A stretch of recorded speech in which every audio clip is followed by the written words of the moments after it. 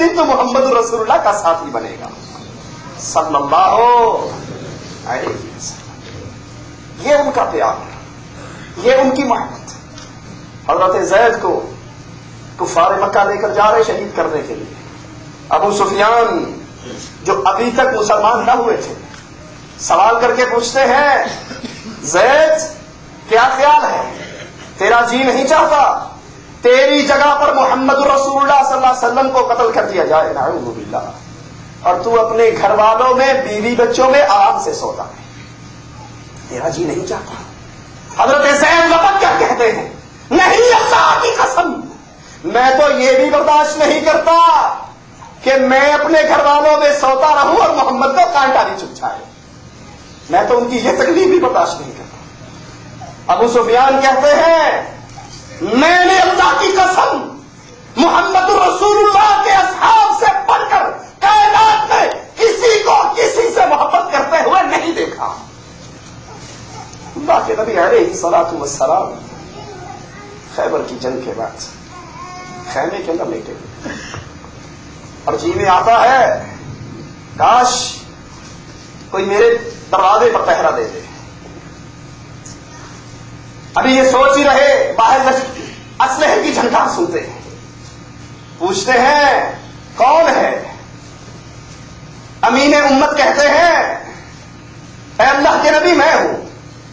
کہا تجھے کس نے حکم دیا ہے میرے دروازے پر پہرا دینے کا؟ کہا اللہ کے نبی علیہ الصلوۃ والسلام مجھے اپنے بستر پہ لیٹے ہوئے یہ خیال آیا کہ اگر تیری زندگی کے اندر نبی پر کوئی کافر وار کر گیا تیرے جینے کا کیا فائدہ ہوگا؟ آقا مجھے کسی نے حکم نہیں دیا، میرے اپنے ایمان نے حکم دیا۔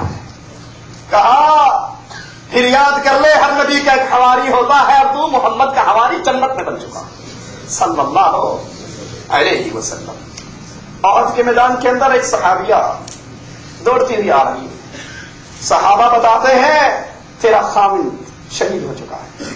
کہتی ہے رسول اللہ کا کیا حال ہے؟ وہ بتاتے ہیں تیرا بھائی شہید ہو چکا ہے۔ کہتی ہے رسول اللہ کا کیا حال ہے؟ وہ جواب دیتے ہیں تیرا بیٹا شہید ہو چکا ہے۔ کہتی ہے رسول اللہ کا کیا حال ہے؟ کہا وہ خیریت سے۔ کہا ذرا مجھے اس کے چہرے کی زیارت تو کروا دو۔ نبی کے چہرے کو دیکھتی ہے اور آواز لگاتی ہے کہ اے پیارے تیرے چہرے کا دیدار کرنے کے بعد رب محمد کی قسم ہر مصیبت ہلکی ہو جاتی۔ یہ پیار محمد رسول اللہ صلی اللہ علیہ وسلم کی یہ محبت، تو یہ ذرا اپنے ایمان کو اپنے گریبانوں میں نگاہ دوڑائیے، ہماری بھی یہ کیفیت ہے، ہماری بھی یہ حال ہے۔ رسول اللہ صلی اللہ علیہ وسلم فرماتے ہیں میرے بعد میری امت میں کچھ لوگ ہوں گے، کاش یہ حدیثیں ہمارے دلوں کے اندر اتر جائے، اور اگر یہ حدیثیں ہمارے دلوں میں اتر جائے رب محمد کی قسم ہماری زندگیوں سے کفار کی تہذیب اتر کر محمدی رنگ غالب آ جائے۔ ہم نے قرآن و حدیث کی باتوں کو سن کر سر ہلانا اور سبحان اللہ کہنے تک کے معاملے کو بس یہی پر بریک لگا کے رکھا۔ کہاں کچھ لوگ آئیں گے میری امت کے ہوں گے، میرے بعد آئیں گے، وہ چاہیں گے کاش کاش کوئی ہم سے مال بھی لے لے، ہماری اولاد بھی لے لے، اہل و عیال بھی لے لے، اور ایمان اولاد اہل و عیال کے بدلے صرف پیارے نبی کے چہرے کی ایک مرتبہ زیارت بھی ہو جائے۔ علی رضی اللہ عنہ وارضاہ فرماتے ہیں کسی کی محبت نبی کے لیے دیکھنی ہو تو اس سے کیسے پوچھا جائے گا؟ اسے کہا جائے پوری دنیا کا مال، پوری دنیا کی غنیمت، پوری دنیا کی چدراہٹ، پوری دنیا کی عزتیں یہ ایک پلڑے میں پڑی ہے، یا ان ساری چیزوں کو لے لے یا محمد رسول اللہ کے چہرے کے ایک دیدار کو لے لے۔ وہ کائنات کی ہر چیز کو ٹھوکر مار دے اور محمد کے دیدار کو قبول فرما لے۔ ہے آپ کا اور میرا یہ پیار، ہے آپ کی اور میری یہ محبت۔ جن کی محبت ہوتی ہے وہ اپنی زندگیوں کو محبوب جیسا بنایا کرتے ہیں، جن کی محبت ایسی ہوا کرتی ہے وہ نبی کے لیے رویا کرتے ہیں، رسول اللہ صلی اللہ علیہ وسلم صحیح بخاری میں قصہ آتا ہے. دوپہر کے وقت ابو بکر صدیق کے گھر کی طرف آ رہے ہیں. کسی نے کہا وہ رسول اللہ صلی اللہ علیہ وسلم دوپہر میں آ رہے ہیں. عائشہ فرماتی ہے کہ یہ وقت تو میرے نبی کے آنے کا نہیں ہے, آپ گھر میں آئے. کہا ابو بکر اللہ نے مجھے ہجرت کی اجازت دے دی ہے, کفار گھیرے کے لیے مارنے کے لیے تیار, نبی کو ہجرت کی اجازت مل چکی ہے. ابو بکر پہلا سوال کرتے ہیں اللہ کے نبی آپ کو ہجرت کی اجازت ہے, میں سفر میں آپ کا ساتھی بننے کی اجازت مانگتا ہوں. کہا میرا ساتھی بھی کیوں ہوگا.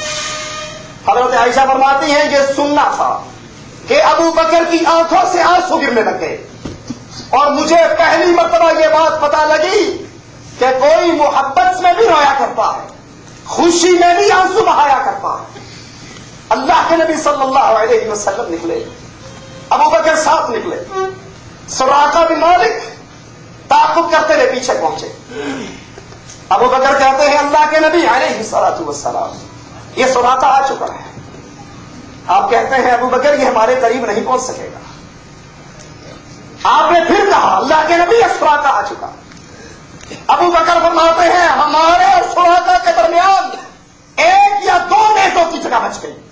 میں نے کہا اللہ کے نبی یہ آ گیا, اور اس کے ساتھ ہی میری آنکھوں سے آنسو نکلنے لگے. اللہ کے نبی نے کہا ابو بکر تم روتے ہو. کہا اللہ کے نبی اللہ کی قسم اپنی جان کو خطرے میں دیکھ کر نہیں روتا, آپ کی جان کو خطرے میں دیکھ کر روتا. اللہ کے نبی نے اپنے ہاتھوں کو اٹھایا, اللہ جو چاہتا ہے اس سے سلوک کر اور ہمیں اس سے دور رکھ. اللہ کے نبی کو کندھوں پر بٹھاتے ہیں, پہاڑی پہ چڑھتے ہیں, غار میں پہنچتے ہیں. یہ محبت ہوا کرتی ہے, یہ پیار ہوا کرتا ہے. جو محبوب سے پیار کرتا ہے, محبوب کی حفاظت کرتا ہے, محبوب کے ساتھ رہتا ہے, محبوب کا ساتھی بنتا ہے, وہ سچا محب ہوا کرتا ہے. اس محب کو میں کیسے محب مانوں جو نبی کا نام سن کے تو آنکھوں میں انگوٹھے چوم کے لگا لیتا ہے, لیکن چہرہ بناتے ہوئے واجپئی جیسا بناتا ہے. اس محبوب کو میں کیسے محبوب مانوں جو نبی کے نام کے دم تو بھرتا ہے, لیکن اپنے گھروں کے اندر محمدیت تو غالب نہیں کرتا, وہ جھوٹ بولتا ہے اپنی محبت. غار پہ پہنچتے ہیں, کہتے ہیں آقا آپ نہیں پہلے میں غار میں جاؤں گا. غار میں کوئی جانور بھی تو ہو سکتا ہے, غار میں کوئی دشمن بھی ہو سکتا ہے, میں پہلے غار میں جاؤں گا. نبی کو باہر بٹھایا, غار میں گئے, سوراخوں کو بند کیا, آخری سوراخ میں اپنی ایڑی رکھ کر گود کو کھول کر کہا آقا آئیے صدیق کی گود میں سر رکھ کر سو جائیے. اب آپ کے لیے اس غار کے اندر کوئی پریشانی نہیں ہے. تھوڑی ہی دیر گزرتی ہے, آقا کے چہرے اقدس پہ صدیق کے آنسو گرتے ہیں. وہ نیند سے بیدار ہو کر پوچھتے ہیں ابو بکر کیوں رو رہے ہو. کہا اللہ کے نبی علیہ الصلوۃ والسلام اس غار میں کوئی جانور ہے جو مجھے کاٹ رہا ہے. اپنی ایڑی اس لیے نہیں ہٹاتا کہیں باہر آ کر محبوب وہ تجھے نقصان نہ دے, اور اپنی ٹانگ اس لیے نہیں ہلاتا کہیں محمد کی نیند کے اندر خلل نہ پڑ جائے. یہ محبت کرنے والے, یہ پیار کرنے والے آقا اپنا لعاب دہن اس تکلیف پہ لگاتے ہیں, دور ہو جاتے ہیں. سوچئے ذرا, ان حدیثوں کو لائیے, پریکٹیکل لائف کے اندر دیکھیے, آپ کا میرا نبی کا یہی پیار ہے. عہد کا میدان لگتا ہے, آقا کافروں کے گھیرے میں آ جاتے ہیں, کفار اللہ کے نبی پہ حملہ کرتے ہیں, 11 ساتھی کافروں کے جب جھنڈا. آپ فرماتے ہیں من یردہم عنا وہو رفیقی فی الجنہ, آج جو ان کفار کو محمد سے دور رکھے گا اللہ اس کو محمد کا ساتھی بنا دے گا.